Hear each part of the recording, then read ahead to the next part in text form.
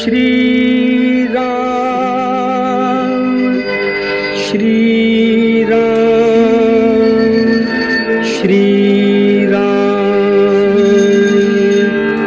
श्री राम श्री राम श्री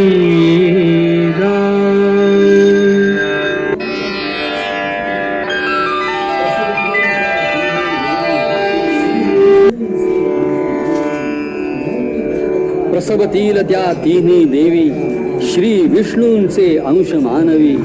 धन्य दशरथा तुला लाभला देव पित्याचा मान. हे यज्ञपुरुषाचे वचन खरं ठरलं.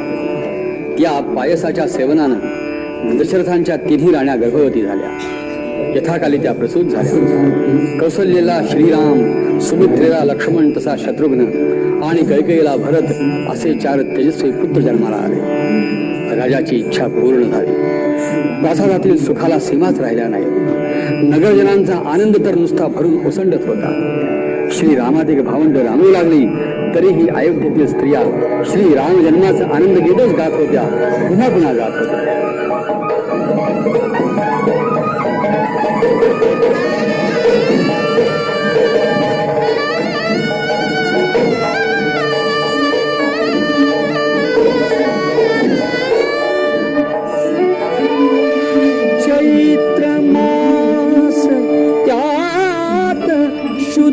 नवमी तिथी गंधयुक्त तरीही बात उष्ण हे किती.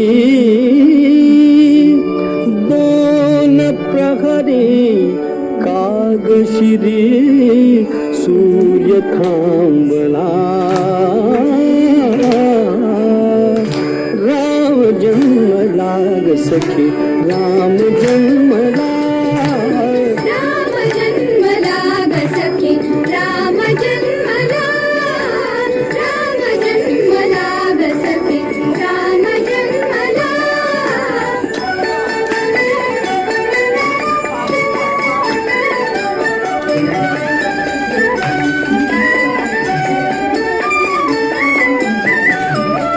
डोलत से तीही जरा शेष डोलला. डोलत से तीही जरा शेष डोलला. राम जन्मला सखी राम जन्मला. राम जन्मला सखी राम जन्मला. एकीकडे रामाचा जन्म झालाय, सर्वीकडे आनंदी आनंद आहे आणि आता ही प्रभू श्रीराम विवाह योग्य झाले. आणि दुसरीकडे जनक राजाने त्यांची पुत्री जानकी हिचा विवाहाचा स्वयंवर रचलेला आहे. श्रीरामाने ज्या गौतमाश्रमामध्ये थोडीशी विश्रांती घेतली त्यानंतर सर्वजण पुढे निघाले. मिथिलेमध्ये येऊन पोहोचले. मिथिला अधिपती जनक राजाने आपल्या सीतेच्या स्वयंवरासाठी त्या ठिकाणी एक पण लावलेला आहे. तो पण असा आहे की त्याच्याजवळ जे परशुरामाचं प्रचंड शिवधनुष्य आहे त्या धनुष्याला जो प्रत्यंचा लावील त्याला सीता माळ घालील. त्या आणि शेवटी रामचंद्र उठले. त्यांनी ते धनुष्य उचलण्याची अनुज्ञा मागितली. जनकाने अवश्य म्हटलं. श्रीरामांनी प्रथम त्या धनुष्याला भक्तिभावानं वंदन केलं. ते धनुष्य उचलून ते वाकवण्याचा प्रयत्न करू लागले. तोच विजेसारखा कडाड असा आवाज झाला. ते धनुष्य मधोमध भंग पावलं. त्याचे मोडून 2 तुकडे झाले. जडले नाते धरणी मातेचे स्वयंवर झाले सीतेचे. स्वयंवर झाले सीतेचे.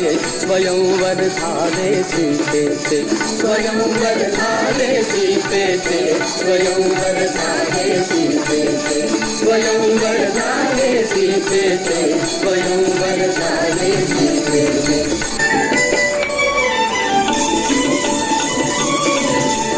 झुकले थोडे राम जानकी खाली वरमाला. गगना माझी देवकराशा करीती करताना. झुकले थोडे राम जानकी खाली वरमाला.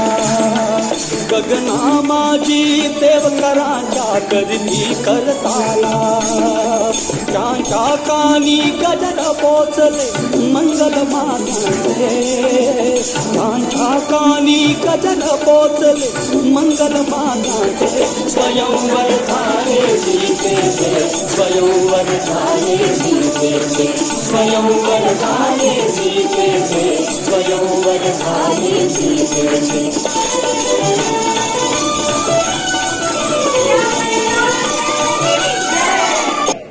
असा सर्वीकडे आनंदी आनंद सुरू आहे. परंतु सुखानंतर दुःख हे देवांना देखील विसरले झालेलं नाही, शिकलेलं ते नाही. होणार या वार्तेने म्हणून सुखानंतर सगळीकडे आनंदी आनंद पसरला. कीर्तनामध्ये विठाचा खडा प्रजाजन आनंदोत्सवात मग्न होऊन गेले. परंतु नेमक्या ह्याच वेळेला मंथरा नावाच्या एका दुष्ट कुबड्या दासीच्या मनामध्ये काही भयानक विचार आले आणि आपल्या मनामधले हे विचार तिने कैकेच्या मनात घडवायला सुरुवात केली.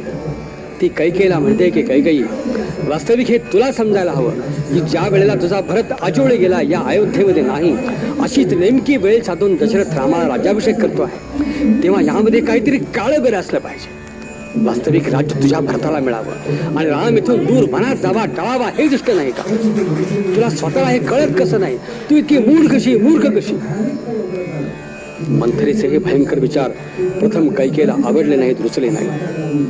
परंतु मंथरेनं आपली चिकाटी काही सोडली नाही आणि तिच्या चिकाटीला इतकं भयानक फळ लवकरच झालं की मंथरेचे म्हणून जे विचार होते ते जणू काय आपले स्वतःचेच विचार आहेत असं वाटायला लागून त्या विचारांच्या मनस्वी आहारी जाऊन कैकेयीनं दशरथांना बळावून आणलं आणि त्यांनी तिला दिलेल्या 2 वरांची तिनं आठवण करून दिली आणि क्रुद्ध आवाजात त्यांना ती बजावू लागली. मोडू नका वचनास नाथा, मोडू नका वचनास, मोडू नका वचनास नाथा, मोडू नका वचनास.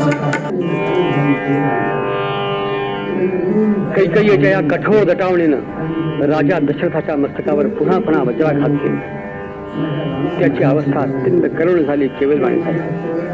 त्यानं विनवून पाहिलं, आर्जवून पाहिलं, सांगितलं की कैकेयी, केवळ एक गोष्ट तू मागू नको, माझ्या रामाला माझ्यापासून फिरावून देऊ नको, त्या माझ्या कोवळ्या लाडक्या बाळाला हे दुःख सहन करायला लावू नको. या व्यतिरिक्त तू जे जे मागशील ते मी तुला द्यायला सिद्ध आहे. राज्य खुशाल हवे असेल तर माझे प्राण घे, तेही मी तुला द्यायला तयार आहे. परंतु कैकेयीनं आपला हेका काही सोडला नाही आणि दशरथांच्या मस्तकावर जणू आकाश कोसळल्यासारखे ते खाली बसले आहे. अशा वेळेला कैकेयीने रामाला बोलावणं पाठवलं. योग राज्याभिषेकासाठी सिद्ध असलेल्या श्रीरामाला घेऊन सुमंत कैकेयीच्या मंदिरात आला. राजा दशरथ म्लान मदन आणि अबोल अवस्थेमध्ये खाली मान घालून बसलेला पाहून श्रीरामाला आश्चर्याचा धक्काच बसला. त्याने डोळ्यांनीच कैकेयीला त्याचं कारण विचारलं. तिने सर्व प्रकार निवेदन केला आणि अंतिम म्हणाली की तुला प्रत्यक्ष सांगण्याचा त्यांना धीर होत नाही, परंतु राज्य भरताला मिळावं आणि तू 14 वर्ष वनवासाला जावंस अशी त्यांची इच्छा आहे. यावरही राजा काही बोलला नाही. तेव्हा त्याचं मौन हीच त्यांची संमती असं समजून राम आनंदाने मनात जायला तयार झाला.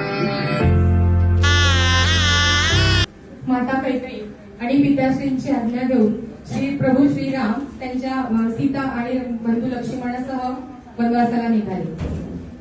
आता ह्या वनवासात 14 वर्ष त्यांनी वनवास केला. आपल्या श्रीरामांच्या आज्ञेनुसार बंधू लक्ष्मणाने कुटीर बांधायला घेतलेली आहे. या इथे लक्ष्मणा बांध कुटी, या इथे लक्ष्मणा बांध कुटी, या मंदाकिनीचा तट निकटिया, मंदाकिनीचा तट निकटिया, इथे लक्ष्मणा बांध कुटी, या इथे लक्ष्मणा बांध कुटी.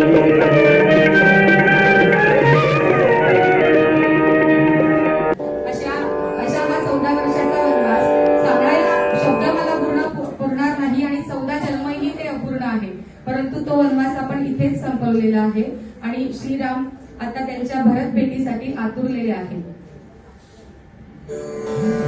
आता रामांचं कार्य पूर्ण झालंय.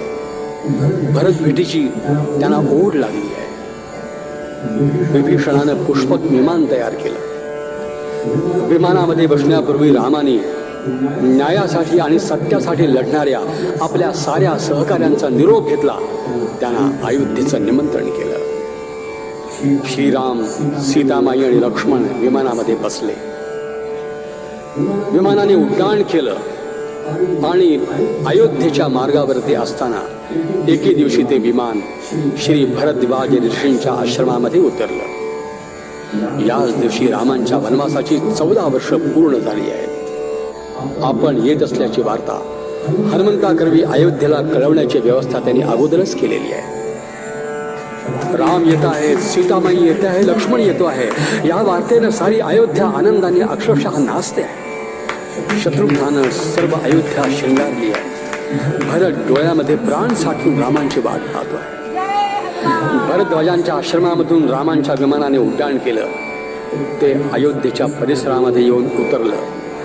राम विमानामधून बाहेर आले आणि साऱ्या अयोध्यावासियांनी सीतावर रामचंद्रची जय असा आनंद गजर केला. भरताने सर्व मातांना ओभेदा रामसीताने प्रणाम केला.